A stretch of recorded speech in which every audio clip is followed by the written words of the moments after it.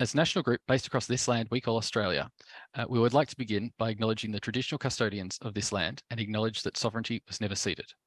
I would specifically like to acknowledge the Wurundjeri people of the Kulin Nation as the custodians of the land on which I'm recording this, and the Kaurna people, where the Papercuts Comics Festival is being held.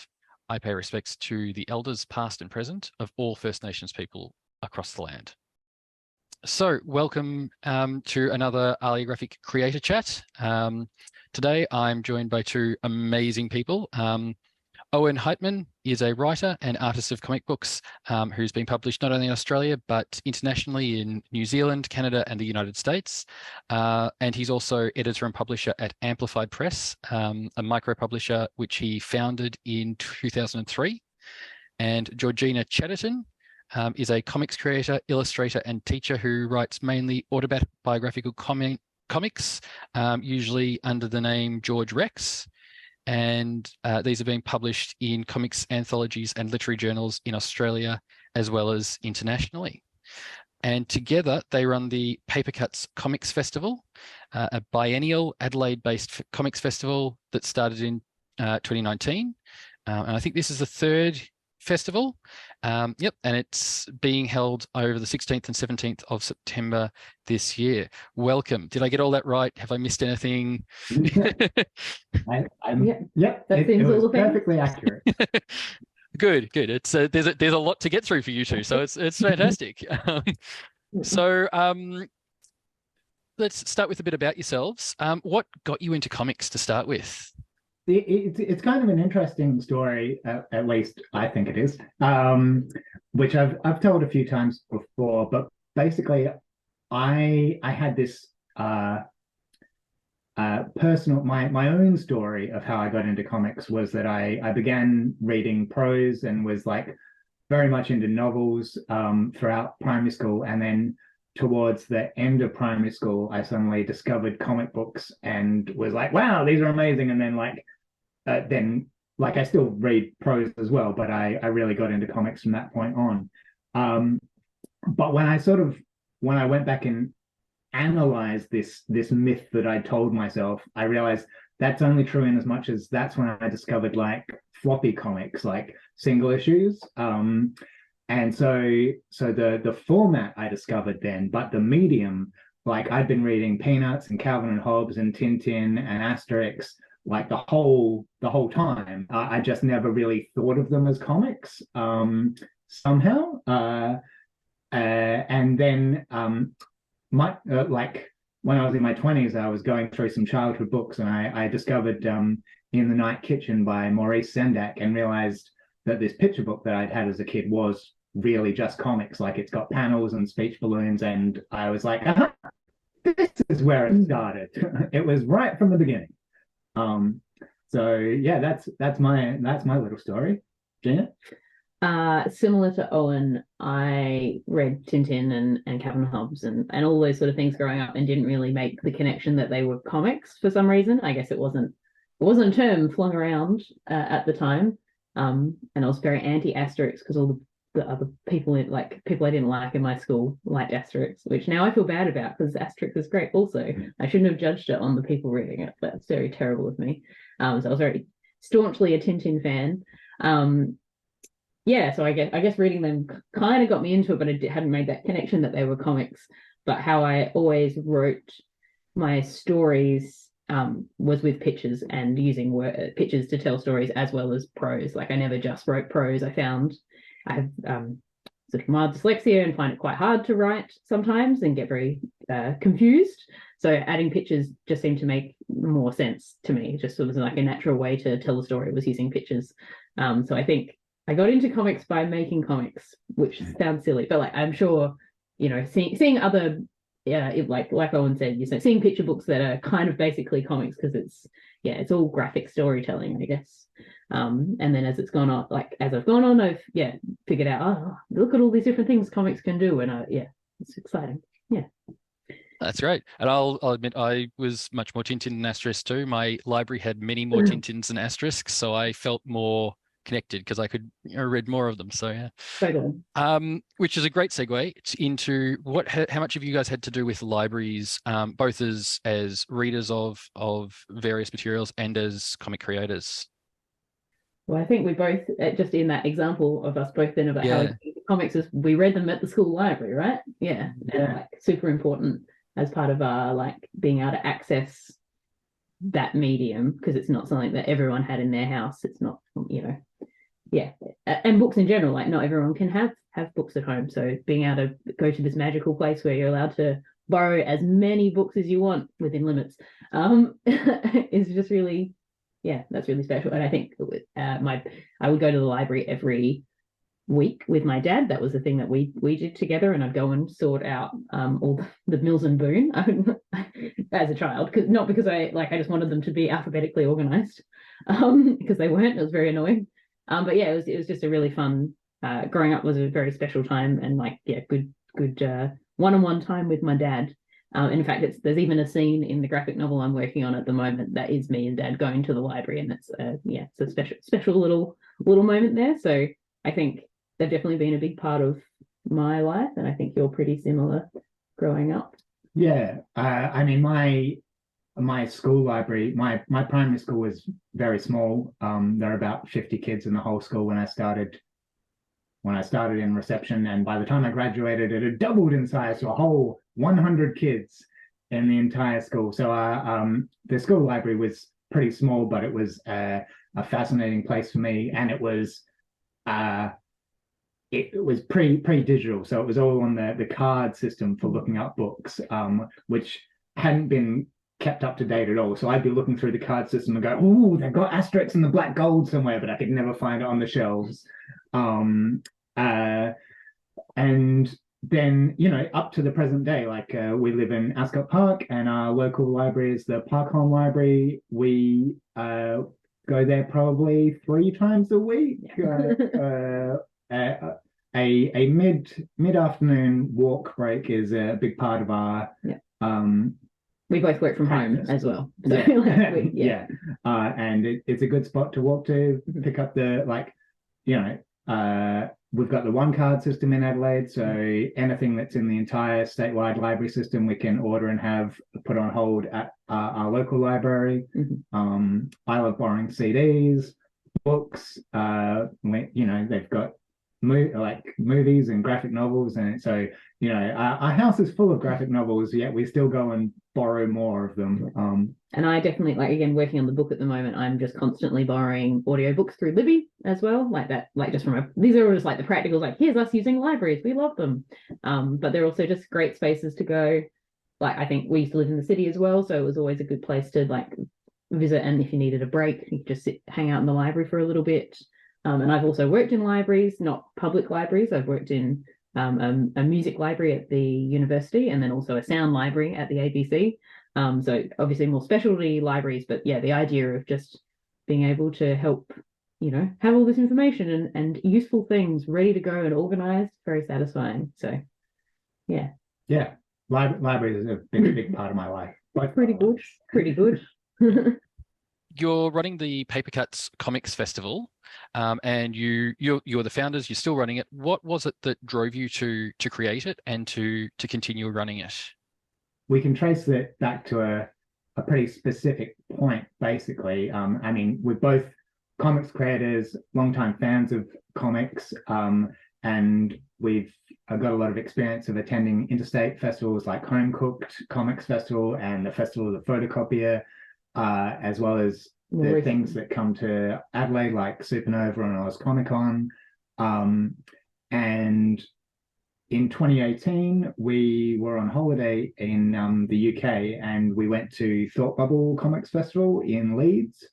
And it was a mind-blowing experience for us, because it's huge. There were 3 huge sort of marquee pavilions full of comic creators, and everyone there made comics. It wasn't, there's Artist Alley, and within Artist Alley, maybe 10% of those people are actually making comics, and the rest are doing posters or pros authors, and then there's artists that just working on IP for other bigger companies. These were all like, they had a few of those at Thought Bubble, but it was predominantly just create local level creators from UK independent creators. Independent creators, yeah. This big festival, which was all comics creators, and being comics focused people, that's what we want to see at a festival. Like Supernova is great, Oz Comic Con is great. Like it's really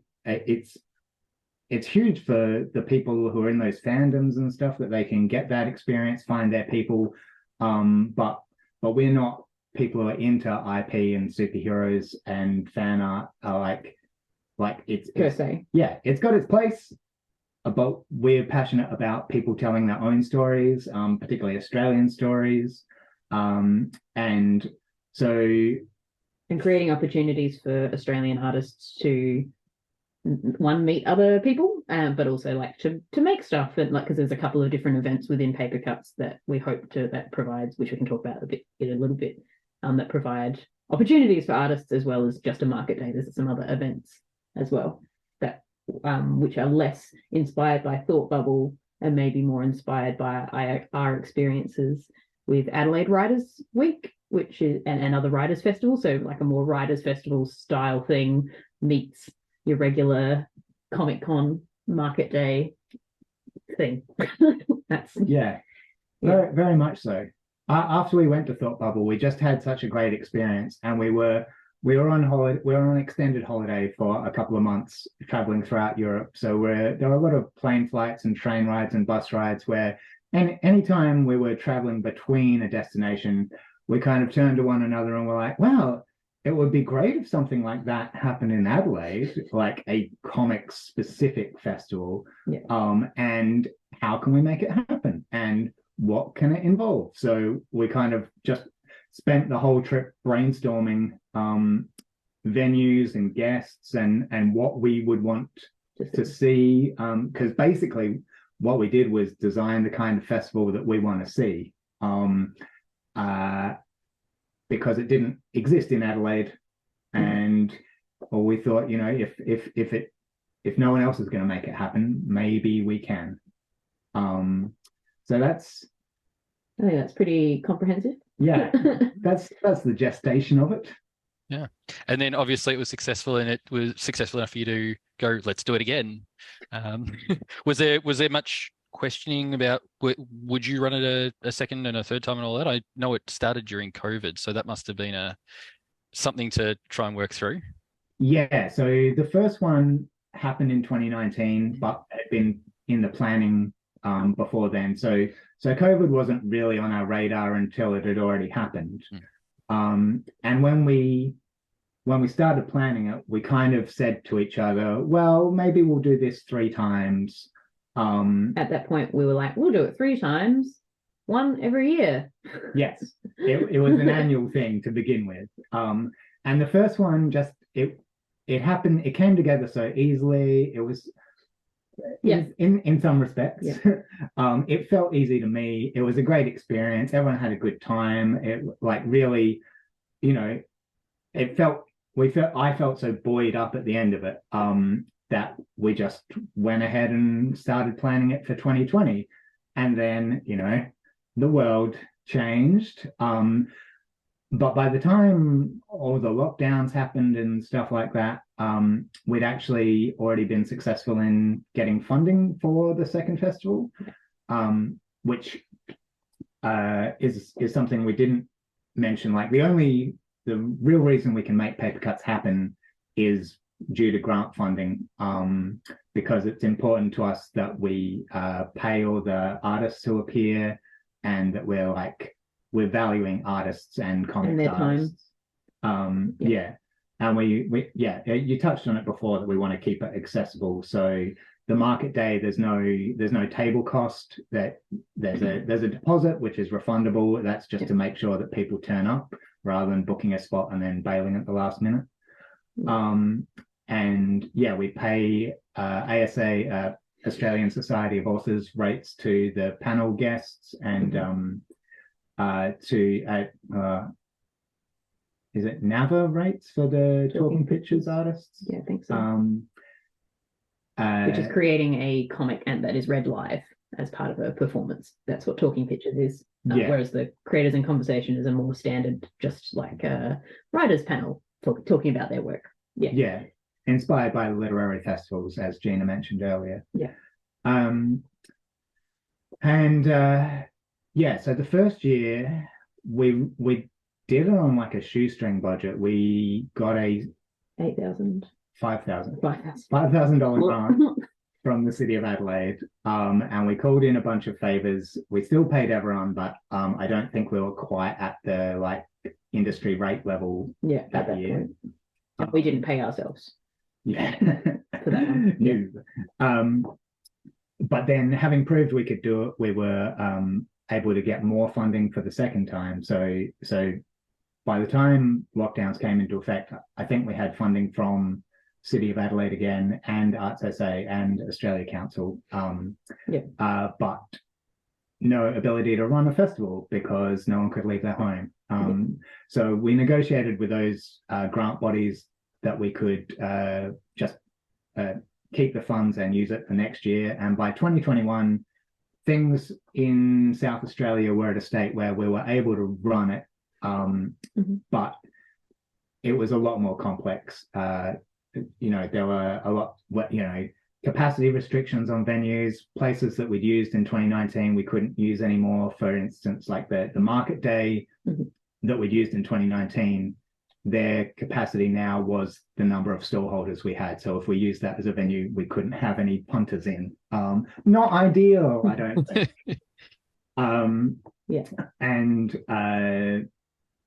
So there was a lot of ups and downs in 2021. Yeah, and a lot of things that could have changed up until the last minute. Like, so obviously if anyone had COVID, any of the artists got COVID just before, they wouldn't have been able to attend, and like for the live readings and things like that. But we did have the first two Papercuts. We also had an exhibition component, which we haven't done this year because we found that was too much. We're just one extra thing that we couldn't do this time around. We loved having it. The first year it was traditional art. It was the theme, and we just got different artists from all over Australia to be able to send us some original art that we could show off and exhibit. And then in the second time in 2021 we had digital art, so we were able to get more people because they could send it to us digitally, and we'd print it for them and frame it, and then have it for sale as part of an exhibition. And so that was really a good thing, but a lot more coordination than we were able to do this time, because dealing up to 80 artists, trying to wrangle them, make sure they send things in on time, as well as the other events that happen as well. But yeah, 2021 was good but very stressful. Maybe I feel like we're answering a later question we can realize now, but that's okay. We were able to zoom in a few people from interstate for conversations and for the Talking Pictures, and we managed to grow the festival despite it still predominantly being South Australian artists because of the requirements of COVID. So like the stallholders, we had how many extras was it? Well, we had at least the same number of stallholders at the 2021 market day, even though in 2019 about a third of the people had come from interstate, and in 2021 no one could come from interstate for the market day. Yeah. And the attendees were much more. We had many more attendees come to the market day, which was really exciting for us, because that's we want people to come and buy comics from other creators, and not just creators buying them from creators, which is also great. But you want to get a bit of extra money circulating in the artist pool from outside people, and people reaching new audiences, and things like that. Yeah. Right. And I couldn't help, before you go on, I couldn't help but mention that you said you were planning to run it 3 times when you started, and this is the 3rd time. Is it still that you're planning to run it 3 times, or are you going, it's been successful, maybe a 4th, 5th? What are the plans? It's kind of too early to say. I mean, like Owen said, we rely on grant funding. Yep. So for all of the festivals, whether we run it or not is bottom line dependent on whether we get enough funding to be able to pay artists, because we're not going to ask people to do stuff for free. Like we don't feel particularly because Australia is so big. We try to pay for flights and accommodation as well. So because that's obviously also a big cost, and we've noticed this year in particular has gone up even more post pandemic. And so that's like often you'll go to you'll travel to a different state to do a fair, and it's real fun, but then you barely make back your travel, like they cost to take for you to get there, which obviously often people don't do it for that, but it would be nice if artists could earn some money. So I think if that cost wasn't a concern for them in choosing whether or not to do it. Yeah. Well, it's great that that's something that you've really prioritized, I think. And it does kind of come to this thing of the travel and everything. What is the balance that you're looking for between Adelaide, between wider South Australia and Australia generally, and potentially international? I don't know, focus for the festival. And why did you make that decision? It's an interesting question. And it comes down to the fact that there's different aspects of the festival as well. So we haven't really given an overview of what the festival involves. We've sort of touched on various parts of it. The first 2 years we ran it over 5 days, one event per day. So there was the art exhibition, which we've mentioned, the literary style discussion panels, the talking pictures, which is the live readings, the market day, and the final one we haven't mentioned was a comics drawing sketch group, which we were already running on a monthly basis at that stage. So we just timed the festival to align with when that was going to happen anyway, and we basically got 5 events for the price of 4, you know.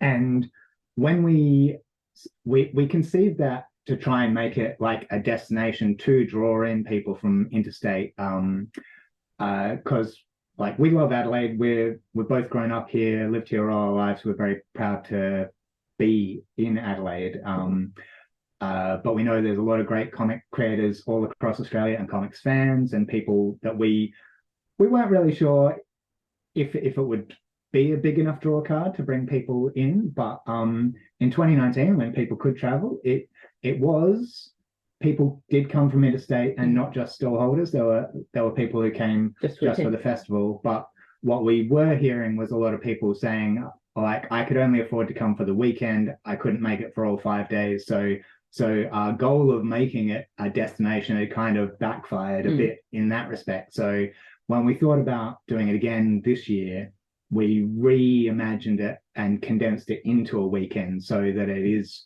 more achievable for people to come and attend all of the events. And we're not doing the monthly sketch group anymore.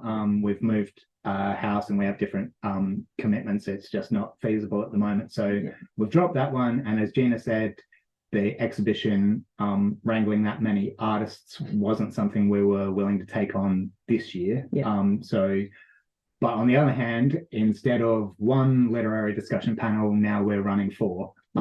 So we cut down on some work for ourselves and then made a lot more work for ourselves.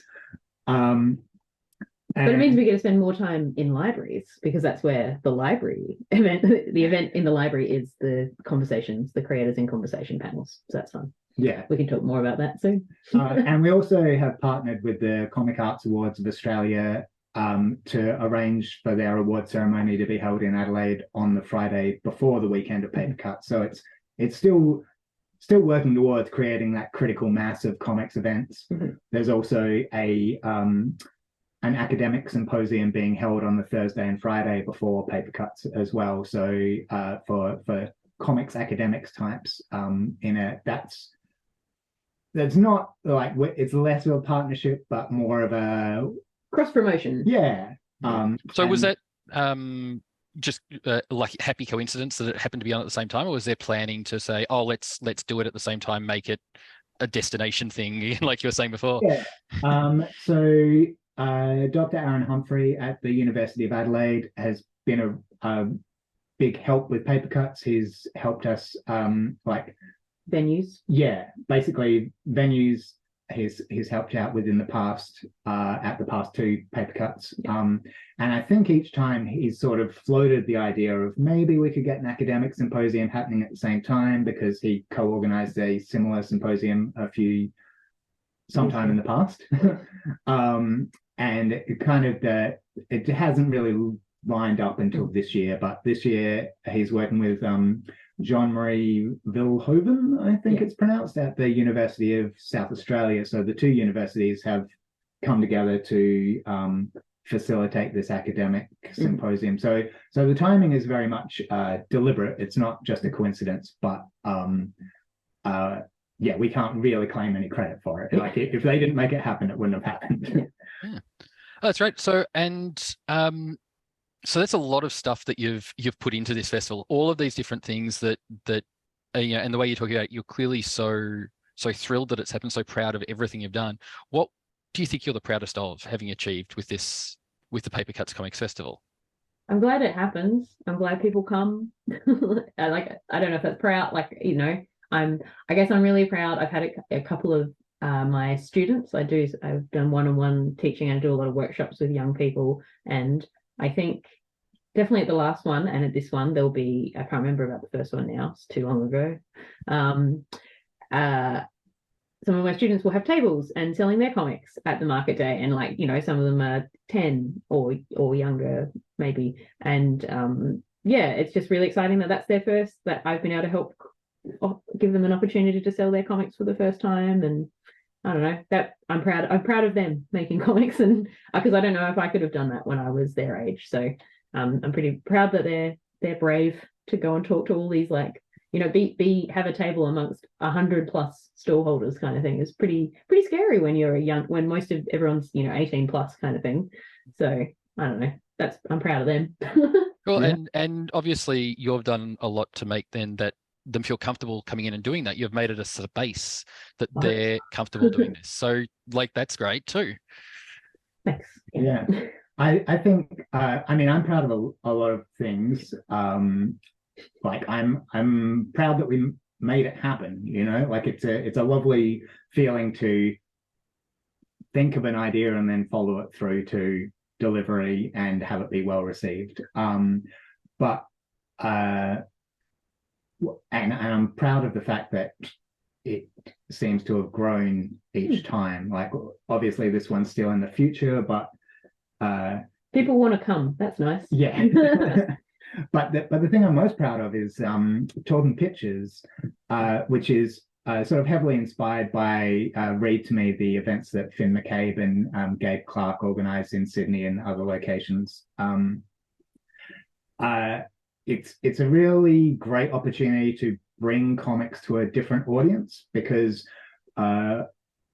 so for the literary panels, we only invite people who are like published graphic novelists, ideally internationally published. We're really aiming to sort of bring in a literary book readership to those events. But to sort of show, because often in those writers' festivals and things like that, comics don't really get a look in, or if they do, they're just in the kids tent, which is fine. And obviously I make kids books, so I'm super proud of kids comics. Like, I think kids comics are great. I don't think there's anything wrong with it, but I think they can be everywhere. Like, even if you are making kids comics, you could still be talking to an adult audience, because you know, there's, yeah. Anyway, that's a different thing, but yeah. Campbell White and Josh Sanos Burrito were talking about that at the Perth Comic Arts Festival and online in general. Like, the Writers' Festivals that don't embrace the greatest literary medium there is, comics. So I think we try to aim to show, like, look at all these great things that Australian creators are making at an international standard, and, you know, like, which is pretty cool, and competing against, you know, many people in America who are also creating these things, and they're standing really strong up against them as well, which is great. America being one of the bigger Western comics publishers, obviously. Like, there's lots of different ways, but that America has a big say in what gets published, for sure. Yeah, for comics. But the approach we took with Talking Pictures was different, where we have got established graphic novelists involved in the live readings, but we've also made it a point each year to invite artists from tangential fields, like people who are primarily screen printers or musicians, or animators, or zine makers,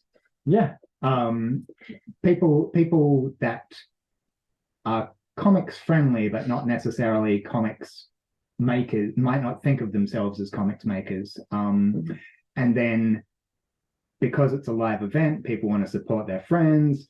They draw in their fans and friends and followers and family. And so then we get a lot of people experiencing comics, one in a new way, but sometimes for the first time. And so to tie it back to the question eventually, the thing I'm most proud of is the response that people have given us at Talking Pictures. I mean, one, it's just like, it's great because comics is such a solitary medium most of the time. You're creating it and then you put it out in the world and you never see how it gets reacted, and maybe somebody sends you an email saying they liked it or maybe they hated it or whatever. But at Talking Pictures, you've got a room full of people and the reaction is immediate and the applause is loud. And you particularly, like, Owen has emceed both of the live readings, and I think we'll never give that up because he I'm a show pony. Yeah, you are. You're just addicted to the audience. I didn't think you were going to say addicted. Oh, okay. But you know, people have come up to me afterwards and said, you know, I didn't know comics could do that. People are saying, like, you know, this reading made me cry, and like they didn't realize that it was such a powerful medium. And so that's amazing to be able to break down stereotypes. Yeah, break down stereotypes, open people's eyes. Yeah. Yeah, that's probably what I'm most proud of. Oh, that's great. Yeah. So you brought up the library aspect a lot in that. So you partnered. So I know you're partnering this time. Has you partnered with the library every festival, or all three, or? No, we were in the community town hall, which is attached to the library in the first year for the market day. So it's library adjacent and part of the same sort of council stuff. Yeah. We've worked heavily with the city council, which controls the city libraries. But this is the first time in an actual library venue. Yeah. I think it's not because we haven't wanted to, it's more finding the right space, like the right event for the space, that sort of thing. And this year it's worked out really well. Yeah, so I'm looking forward to that, and it's with the Adelaide City Library, and it was those literary talks and some of the talking pictures as well, or just the literary? Just talks? The literary talks. Yeah. So the talking pictures will be nearby, but in a different. Yeah. So, how did that Did you approach the library? Did they approach you? How'd that work? And what advice would you have for libraries interested in being involved with something? With some sort of festival like this? We did approach the library the first year, but that year we wanted, again, with the way we were conceiving them, we wanted it to be an evening event, and so it would have been held after hours, and they weren't able to do it with their insurance restrictions and having to pay overtime for staff and things. Reasonable things that unfortunately, because of how we were hoping to set it up, it just didn't work out. That's right.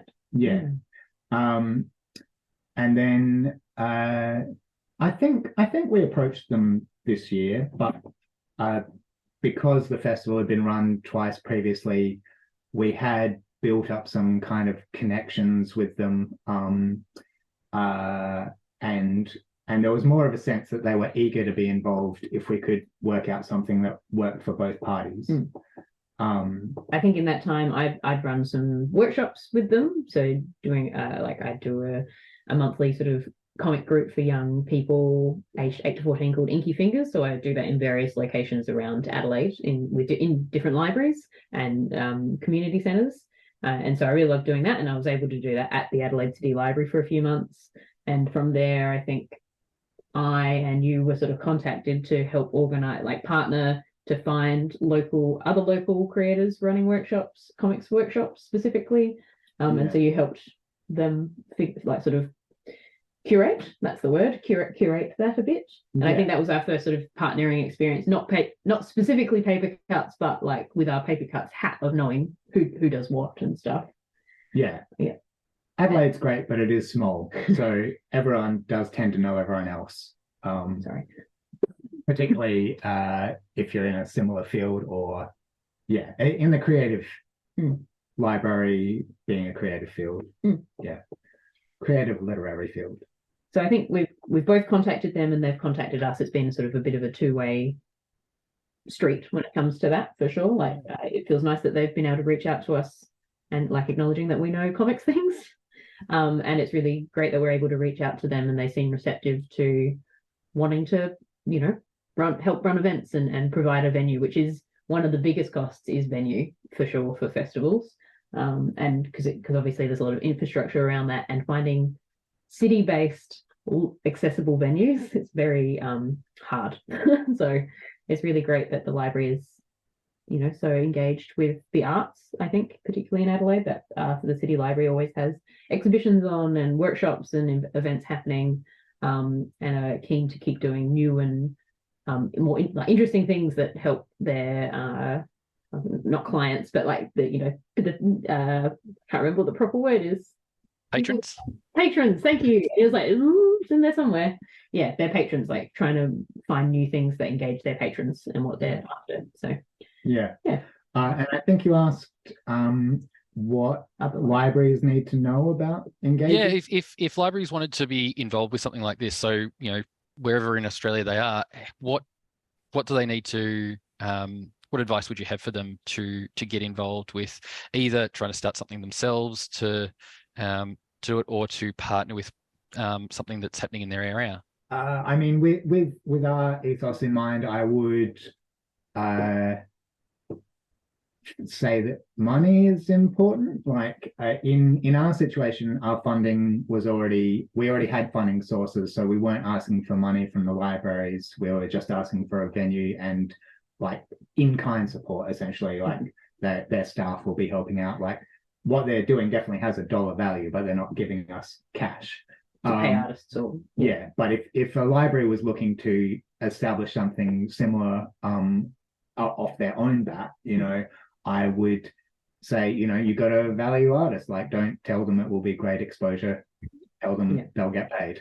And having I guess, and like, which I think most libraries would anyways, like here's the budget that we have, this is what we can provide, and have that conversation with the artists. But it depends on if it's more like, if you're partnering with a festival who've already organized that stuff, I think being able to provide a venue is, as I said, it's basically invaluable, particularly if you're able to if you have an accessible venue to and resources. So we're very, the city library has the tech as well, and having the people that have the expertise to run that is really great, and it gives us more time to help organize the artists and do that element of it, which is where we have, I guess, is our skill set, is knowing the artists and being able to organize them, and then the library staff being able to know how to engage the patrons and set up the room and just do that stuff, which is hard work and great when other people can do it. Like, spreading that load, helping out with that, I think.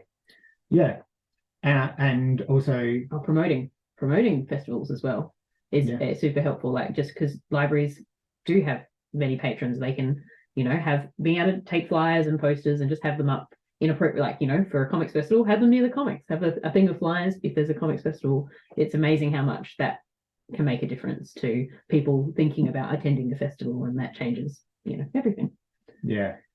And the other thing, I guess, is graphic novels and comics have made a huge sort of incursion into libraries over my lifetime. Like, I mean, we spoke about the Peanuts collections and Tintin and Asterix being in libraries since we were young, but there were no graphic novel sections. Like, there weren't anywhere near as many graphic novels available at that time.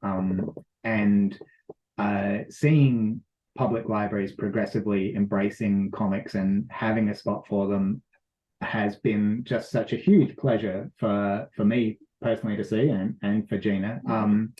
And to the extent that it's also nice, very nice, that they recognize that there are adult graphic novels and kids graphic novels, and that they have them stored separately for the most part. There's nothing worse than, or like more than you walk in and see like the Peanuts collections right alongside some I don't know, the Boy Big City or something. But so even though the libraries as a whole tend to recognize that and shelve the books appropriately, I think there can still be less awareness at a librarian level. When we've been going out with our flyers, and a lot of them and asking libraries, can you put these flyers where people will see them? And a lot of them will say, yes, we'll put them with the kids' comics, and which is great. But also, please put them with the adult comics, because our festival is targeted at both, at everyone. Yeah, which is like, it's hard. Yeah. I mean, it comes down to individuals, and it's, there are worse reactions for sure. Yeah, and it's something that hopefully libraries are getting better at. It's one of those things that it can often depend on who you speak to in a library, because libraries deal with such a wide range of materials. Not everyone can be an expert in everything. So, but yeah, so it's hopefully that's an experience of that's saying it's just kids is happening less and less. So yeah. The other thing with this partnering with libraries, what would you, as creators and as festival directors and everything, what would be the biggest surprise that you would say you had working with libraries? Although you said you had quite a lot to do with libraries, and Georgina, you said you had worked in libraries before, so maybe there weren't many surprises. But if there were, what was the biggest surprise?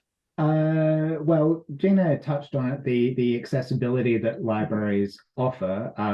So with the discussion panels that we're organizing this year, they've got a hearing loop set up within the library, so that people with hearing aids can connect in and hear it more clearly, get the direct line. And I wasn't, I just hadn't thought about that.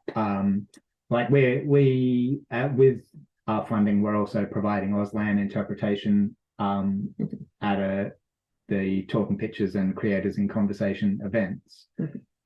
So we are considering accessibility, but I didn't realize that sort of functionality was already built in to some extent in the library.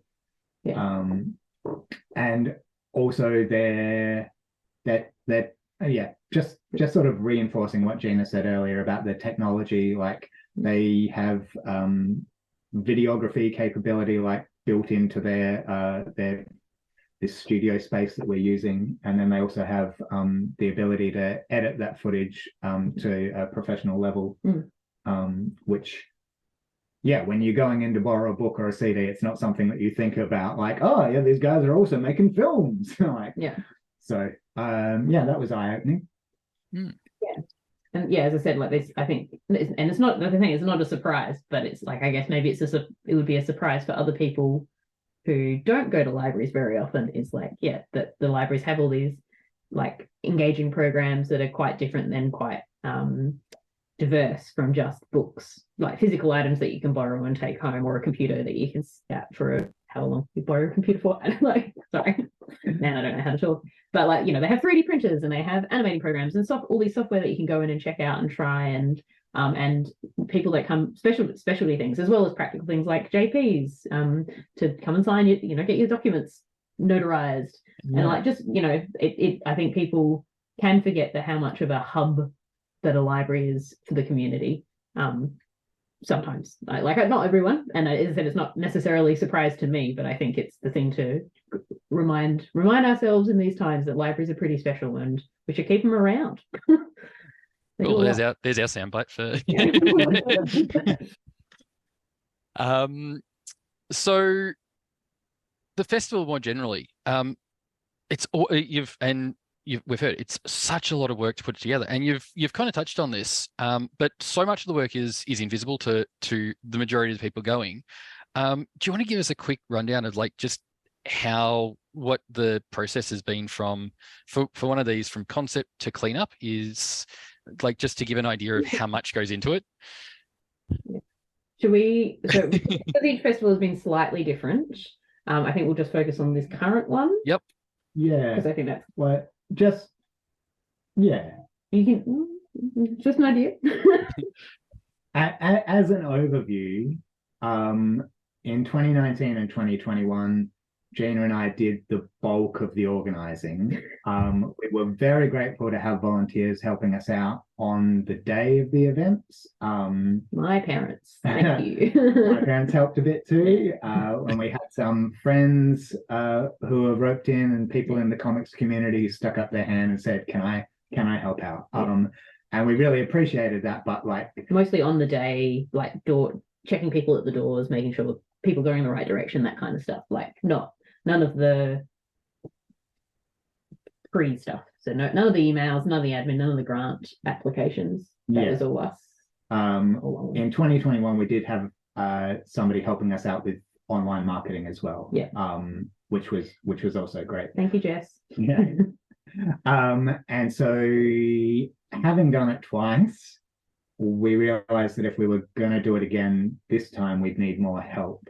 And so we've been very grateful to have more people helping us out at an earlier stage. So with like a market day coordinator, Jess helping out again with the online marketing, Yana helping out with graphic design, and then we've still got some other volunteers who will be helping out on the day, but are chipping in a little way beforehand. And having we also run workshops alongside the market day, which was a new thing for us last time, but was very successful. And something, being a person that runs workshops, I'm very passionate about and wanted to do, but previously it was trying to figure out how to do it was very hard, and it worked fine last time, but I was personally very stressed about it, making sure that everyone turns up on time and that people are getting, all the participants, because again, it's free to attend. So making sure everyone is attending, you're ticking them off, all that sort of admin stuff, which is fine if you're not also running your own table and a whole festival at the same time.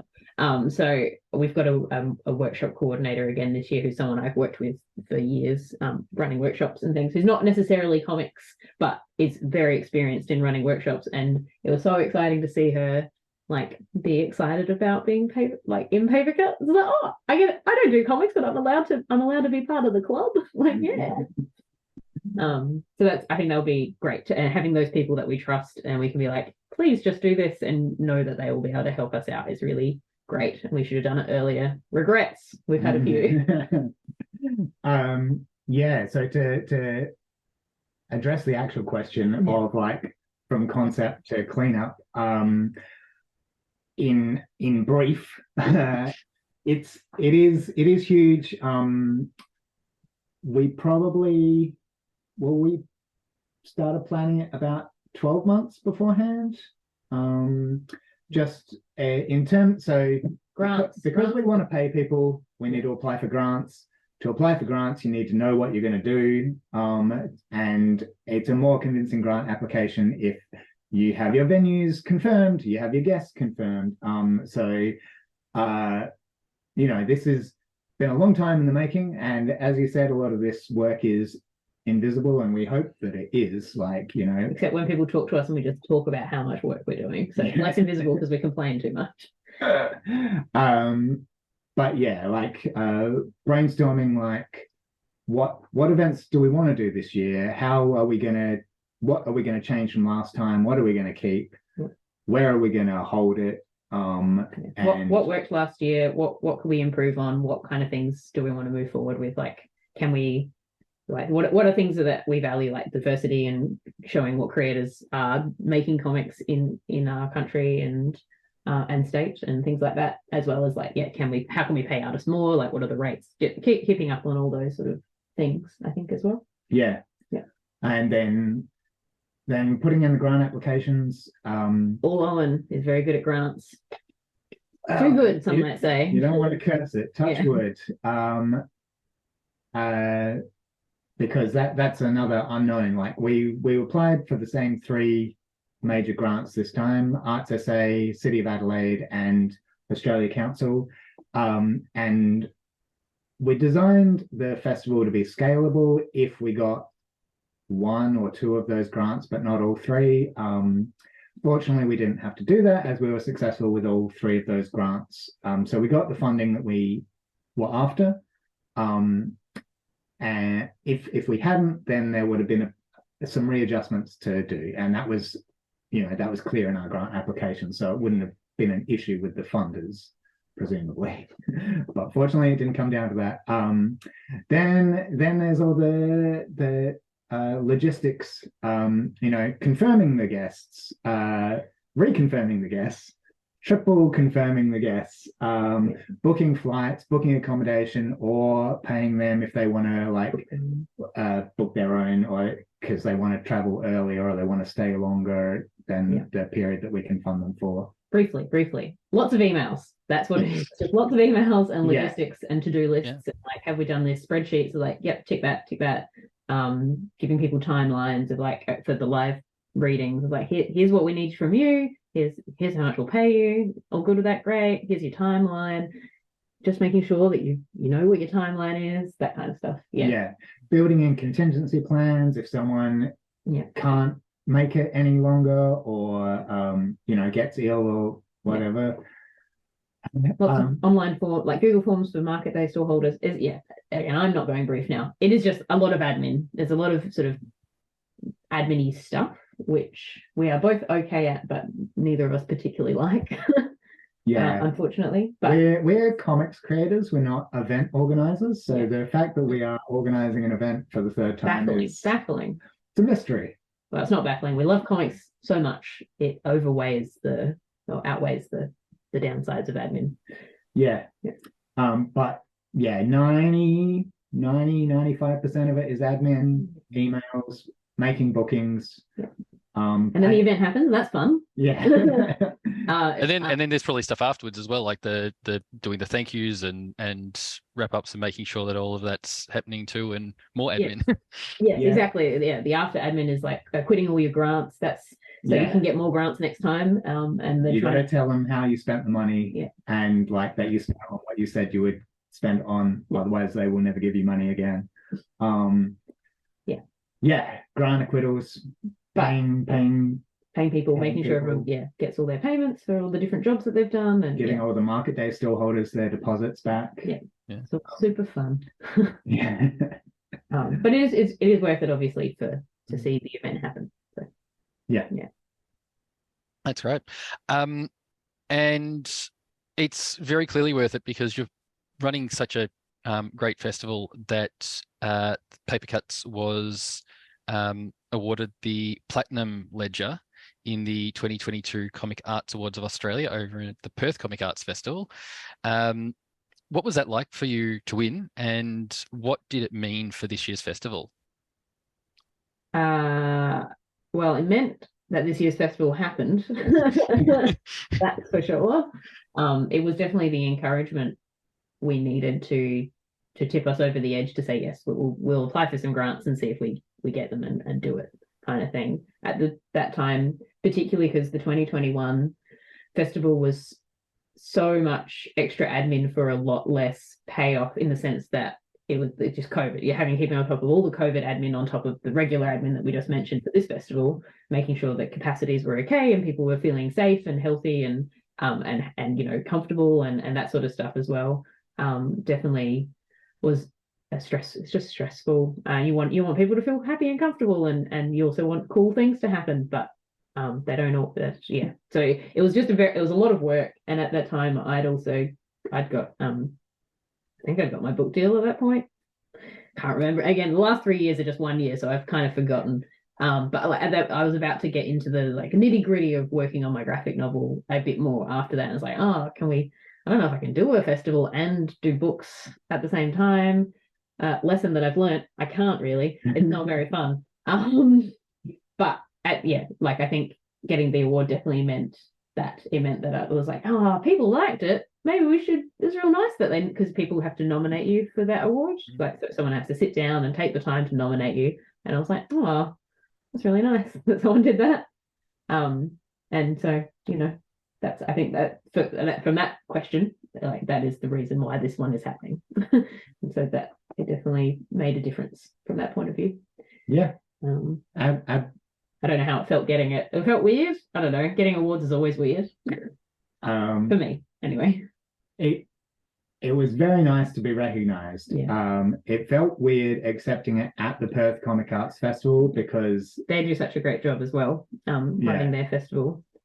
And they've been doing it for longer. No, they've been doing it for the same time, but they do it every year. So we're there at their fourth festival, getting an award for the festival. At that stage, we'd run twice, and I was like, but maybe these guys deserve it more. But on the other hand, I'm glad we got it, as Gina said, because otherwise we would not have had the motivation to do it again this year. Yeah, and it is interesting to see how different festivals, or like that was interesting, being able to go over to Perth to accept the award, but it meant that we could see how another, probably the most similar festival to what we do, because there is Home Cooked Comics Festival in Melbourne, which is I would say a smaller scale, more just market day focus sort of thing, whereas PCAF also has sort of like creators talks and live comic readings they've done as well. Yeah. And so like similar, and exhibitions and things like that. So like they definitely, it's more in that same vein of like, look at all these different things that comics can do. So that was really, really special to be able to go over to Perth last year. Last year? It was last year. Oh man. Yeah, great. Yeah, go over to Perth last year and you know, obviously just see them in action and see what they do. And they have they have like a big team of people. I'm not sure exactly how many that work on There's that. like a key team and then extra organizers. I think there might be 30 people involved. Which is pretty, like, so it's really interesting to see that, and I can see how they could do it every year if they've got a bigger team to sort of spread out some of those things, which we definitely couldn't. We realized very quickly we couldn't do it every year. And we're kind of grateful that there was, not grateful at all about the pandemic, but like the fact that it meant that we did it every second year, that kind of like, yes, this is an achievable amount of energy that we have. We need a year off to get it all back. Yeah. Anyway, sorry, sidetracked there. No, that's great. It's really interesting to hear about that, how you see the other festivals and how you feel that yours fits in with the general comics festivals scene in Australia. So it was very interesting. But yeah, we've been talking about the festival so far, but let's not ignore the fact that you are both also very extremely talented comic creators. Do you each want to tell us a little about your work? You go first. You go. I can go first if you want. No, you go first. You go first. Okay. Maybe we should talk about each other. Oh no. Yeah, you don't know what I do. That's not true. This bit we're not cutting. That's yeah. I make comics. What? You've been hiding this the whole time. I've published quite a lot of mini comics, smaller single issue comic books. And I've done 3 different web comics. And they've all been primarily comedy focused and with a bit of adventure on the side. These are the things that I like. I mean, I've mentioned Tintin many times during this interview. It comes back to that, like that mix of comedy and adventure, as well as the Uncle Scrooge comics of Carl Barks. And well, that's it really. Those are my key go-to formative influences.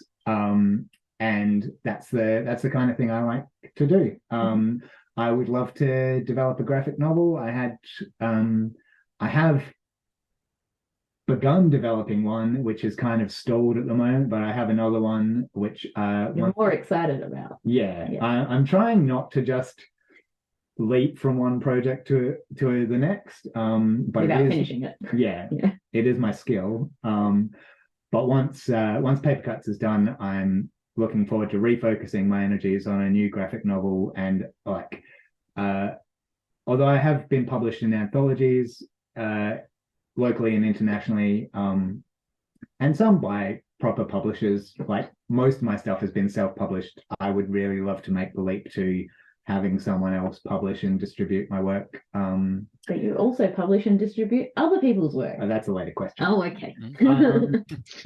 But yeah, that's a terrible description of my comics. Great. Well, I'll have a go at describing my comics, I guess.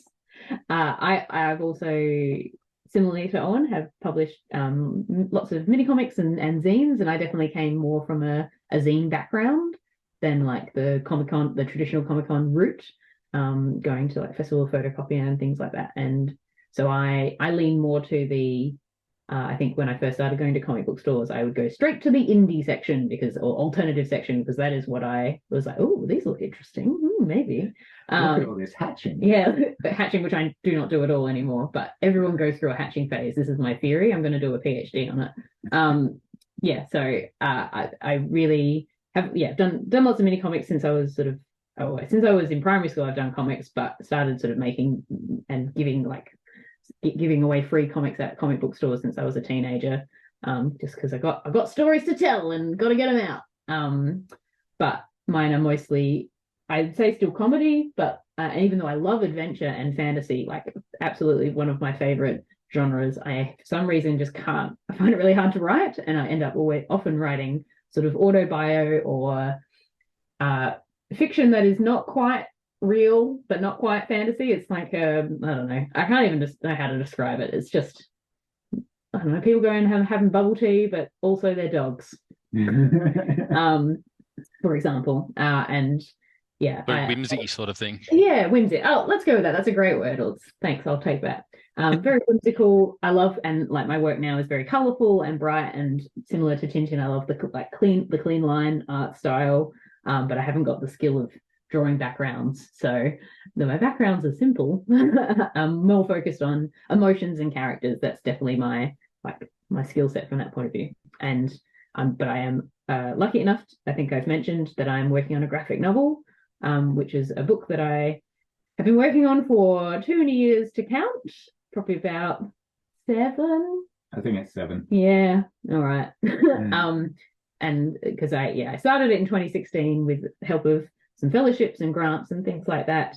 And it's a memoir about growing up with my brother, who is autistic and also has an intellectual disability, so he's non-speaking, and what it's like to be a sibling of someone with fairly high needs, day-to-day needs, and that over the time that's sort of still the core of the book, but it has developed over time, and the most recent development when it was acquired by Penguin Random House a few years ago. I had to basically, at that point, I'd kind of written the whole book over the course of the years with help from mentors and things like that, and it sort of changed a bit, but I had this sort of I didn't see it necessarily as a book for adults, but that's how everyone else sort of saw it. But they saw my style as in, well, I say them like editors, but never someone would look at it as like, your style is for children in how I draw, but your writing is like a bit too adult, so you need to like tone it down. So I had to rewrite the whole book if I wanted to go through a big publisher. Yeah, so making those sort of adjustments. So, this is a completely sidetracked point of view. Sorry. No, and when's that going to be coming out? At the moment it's due to come out in 2025 March, I believe. It's recently just had that deadline pushed back because of a few edit stages, and I think I was lucky enough to get picked up by Penguin Random House, like I mentioned, but Penguin Random House in Australia, US, Canada, and UK. So I have several editors.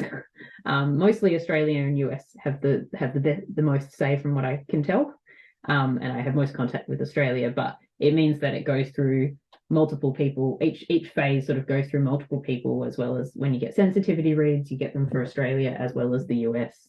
And there'll be 2 editions that are printed. So it's a much bigger scale thing than I think anyone expected, myself, but also my editors don't often have to work with their counterparts in other countries. So I think that's an interesting thing for everyone.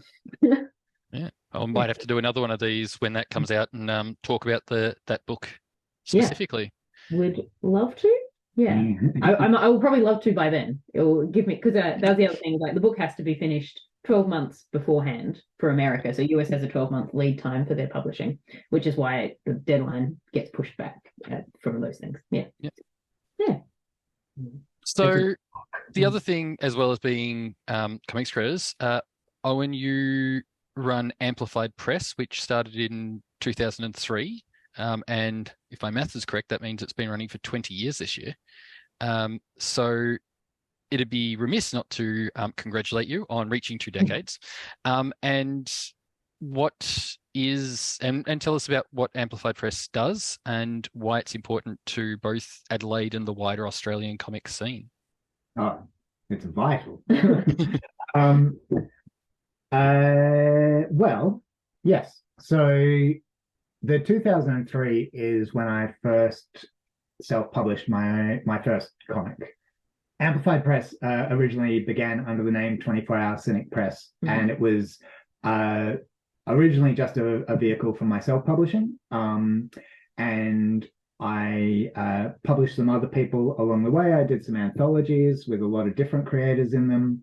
And we did a comic together that I published. Forgot about that.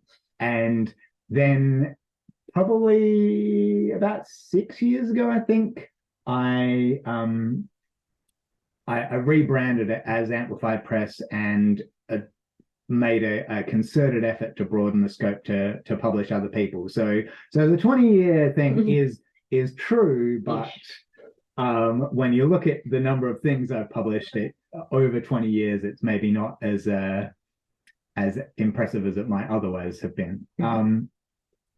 And basically the idea behind that was that I saw a lot of other comics makers in Adelaide, friends of mine, who were publishing mini comics, like making mini comics, printing them, getting them out there. And I really liked them, and I thought maybe this could be like a scene or something, like get a kind of group together where, like, so if you buy a comic by Jake Holmes, a local Adelaide artist. Yeah. you can follow that to buy a comic by Robin Tatler Lord, and another local Adelaide artist. And you like that one, you buy one by Owen Heitmann. Yeah, I don't know who that guy is. Some guy. Just like, rather than you buy a comic and then it's kind of like a dead end, like maybe you find some more by that person, but there's it doesn't give you an in to the broader Adelaide scene. So yeah, I sort of envisioned it originally more as like a amplifying. Well, a what is it? Not a cult, a group. Collective? Yeah, I envision it more as a collective, but then because I'm a control freak, I was just like, no, I'll do the same thing, but I'll be in charge of it. What's your day job, Owen? I'm an editor as a day job. A proofreader and document. A proofreader and a copy editor. And the other thing that bugged me was local comics with typos in them. So I'm like, let me fix this. So basically, I have published something by Robin Tatler Lord. I still haven't published anything by Jake. But I have published stuff by other Adelaide creators. Basically, it's pretty loosey-goosey. They're generally people I know. I haven't published anything by a complete stranger.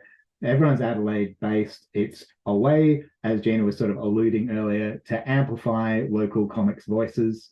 Most recently, you have published a graphic novel, which is available in the library system. Correct. Yeah. Just to bring it back around to libraries there. Yeah. So which one's that? So that's Koi, as in the fish, not the emotion, by Adam Gillespie. So that's the third comic by Adam that I've published. But the first two were mini comics, and Koi is an 80-page graphic novel. So it's got a spine, it's got an ISBN, it's got a barcode. It makes me feel like I'm a real publisher now. And yeah, as Gina said, that's in the South Australian library system. Is it with distributors? So other libraries that, if someone from another library is listening to this, watching it, can find it? Yes, it is listed with several library distributors. Fantastic. One of which their office is like right around the corner from my house. So when they took some orders, I could deliver them on foot. Cheap delivery for you. Yeah. But it was also printed at a printer that's just around the corner in the other direction. So I didn't go and pick them up on foot because they were very heavy.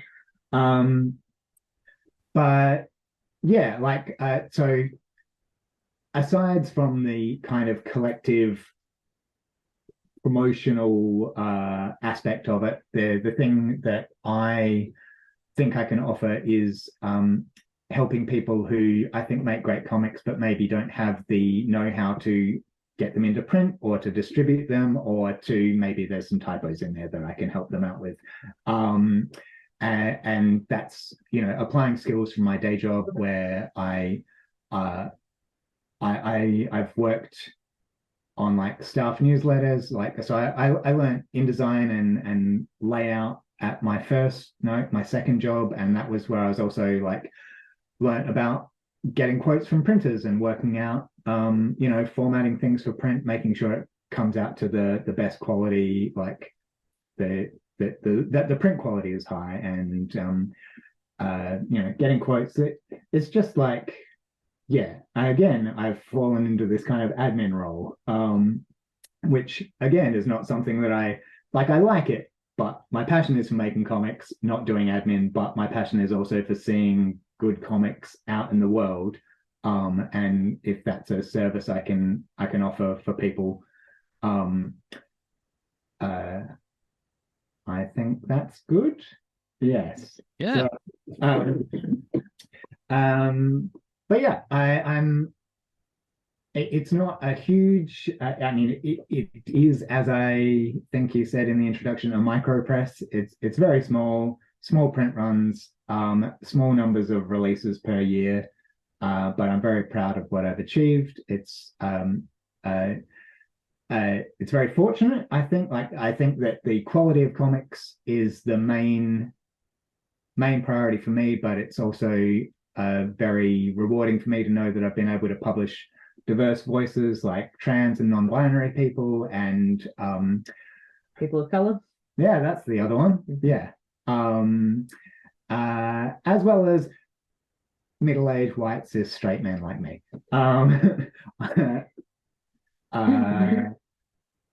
Yeah, I don't know that it is.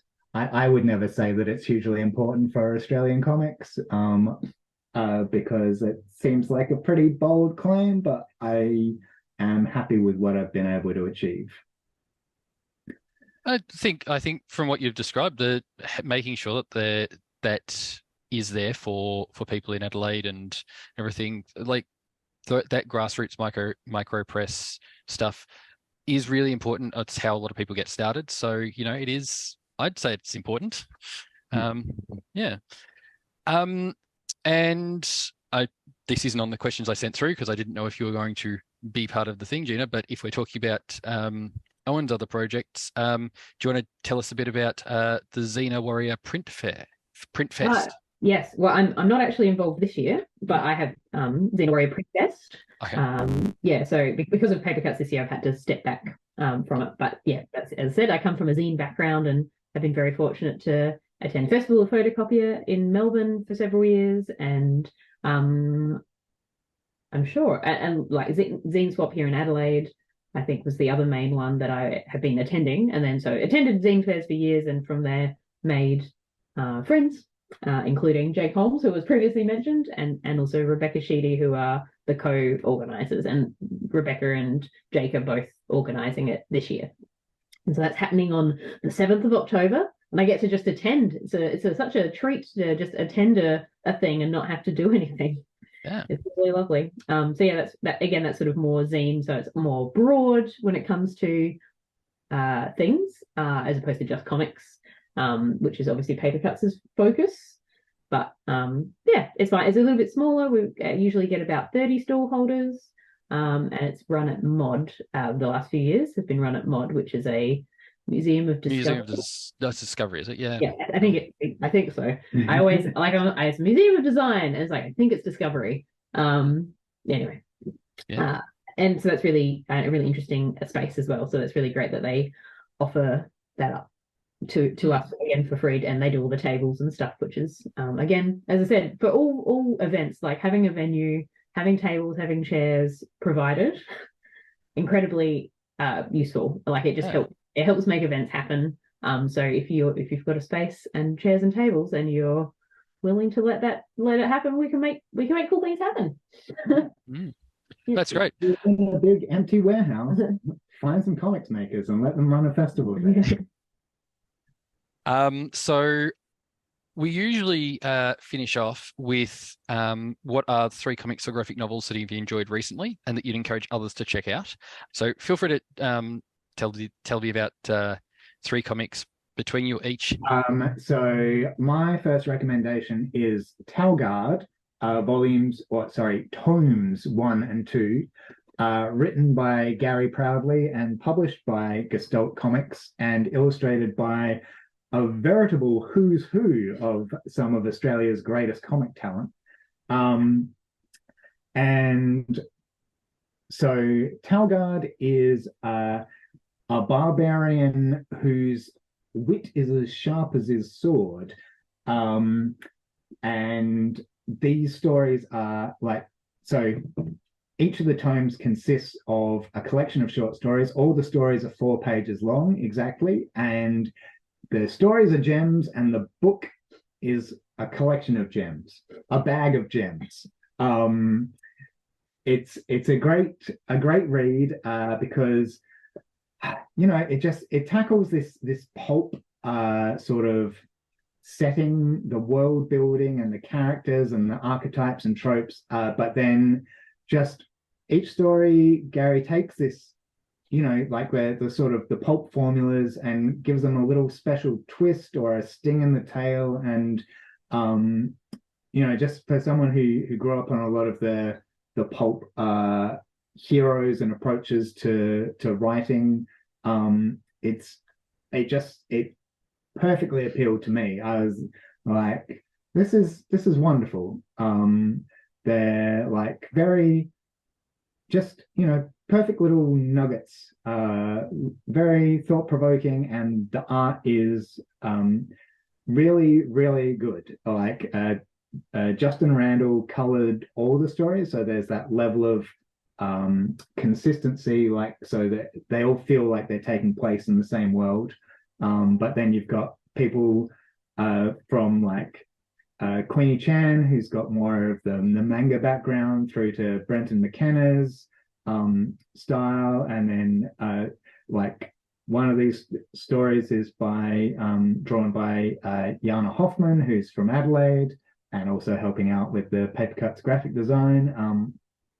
Craig Phillips from New Zealand, who's a great creator, and Campbell White from Perth. A lot of people from Perth here, actually. It is a Perth publisher. Yeah. Yeah. I highly recommend it. I think it's great. Didn't rehearse that.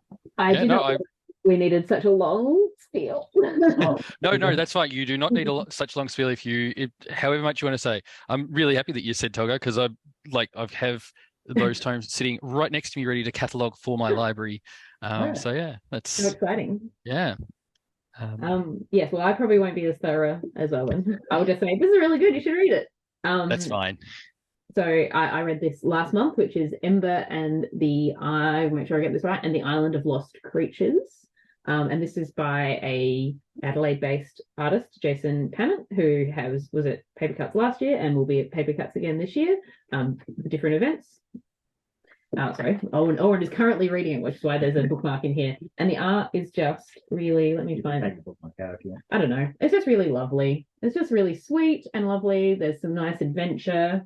And it reminds me very much of sort of the element, like the Borrowers kind of world. It's like a small person is the main character, but then discovers all these other magical sort of creatures. And I believe Jason said it was inspired by which port that he used to visit? Port Adelaide? No, Lincoln, Port. A different. Oh man, I should have rehearsed this. But inspired by his childhood growing up along the coast, like a holiday coast there. So a lot of the visuals of the nature are feel very Australian, which is lovely to see and read. And I think it's his first book was, let me make sure I get this right, Treasure in the Lake. And that was really, really good. And I think this is even better. So it's nice and chunky. The art is beautiful. You can just follow the action. You can tell that he was an animator because you can just follow the action beautifully in a comic, which is one of my long-term goals as a comic creator, to be able to draw action and people know what's happening. So it's just really lovely. It's middle grade, so aimed at 8 to 12-year-olds, but for any age, any age may read. So yeah. And then the third book is one that we've both read, or both recommend, which is Seance Tea Party by Romina Yee. This one's about a kid who has a ghost friend, and parents think that it's like an imaginary friend, but it's actually a ghost. And so, yeah, Laura is the child's name. Alexa is the ghost's name. Laura is like worried that all her childhood friends are growing up too fast. They're getting interested in like boys and bands and stuff, and she just wants to play with her stuffed animals and have imaginary adventures and do the flights of fancy thing. And Alexa sort of helps her do that, but then the story evolves, you know, like I don't want to spoil it too. Yeah, I don't want to say any more than that because we're getting into spoiler territory. But yeah, it's a lovely book.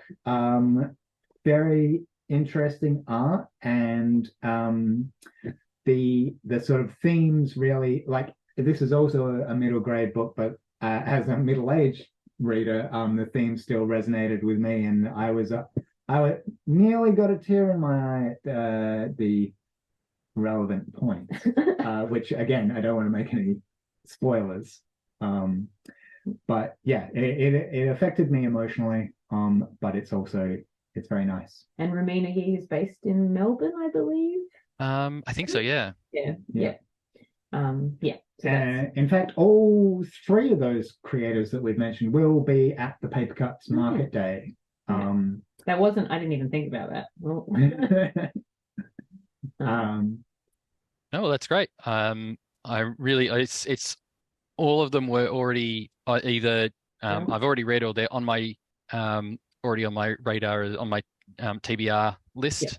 So always nice when that happens. It makes me feel that, you know, when comics creators are saying, "Oh, these are the good ones," and I'm like, "Yes, I'm already planning to read those." I'm like, "Yes, my finger is on the pulse." Yeah. So thank you very much for chatting to us today. What is the best way for people to keep updated on, well, mainly updated on the Papercuts Comics Festival, but also on your projects that you are doing separate to that? Well, Papercuts Comics Festival, you can go to our website, which is papercutscomicsfestival.com. That's comics with an S. Yes, Papercuts Comics Festival, and Papercuts with an S as well, not with a Z like the US publisher. So there you can sign up to our mailing list, which we don't bombard you with too many things, but you will hear about everything important. There's also links there to our Facebook and our Instagram accounts, which are also, Facebook is Papercuts Comics Festival ADL, because Facebook is a nightmare to change anything after you've set it up. And Instagram is Papercuts Comics Festival. So follow us there.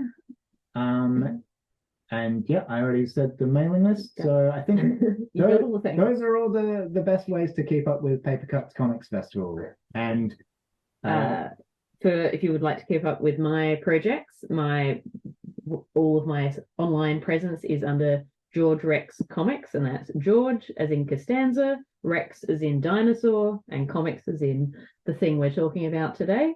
So the website is georgerexcomics.com, and then my Instagram is at George Rex Comics.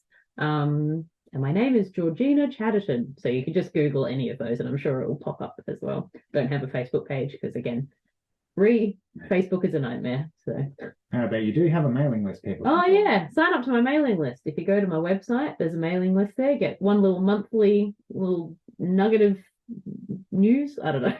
That's not a good way to sell it, is it? It's a good way to beat the algorithm, because Instagram will show you nothing. So if you sign up to the mailing list, you'll see it all. And for Amplified Press, again, amplifiedpress.com is the website. At Amplified Press on Instagram, Facebook, and even Twitter until Elon Musk drives it into the ground, I guess. I mean, it's not called Twitter anymore, is it? How often on Twitter? Yeah. And also I have a mailing list for Amplified Press, which is Irregular. so irregular. I'm not even sure that I've ever sent out a mailing list. But sign up anyway. Maybe that will encourage me to use it.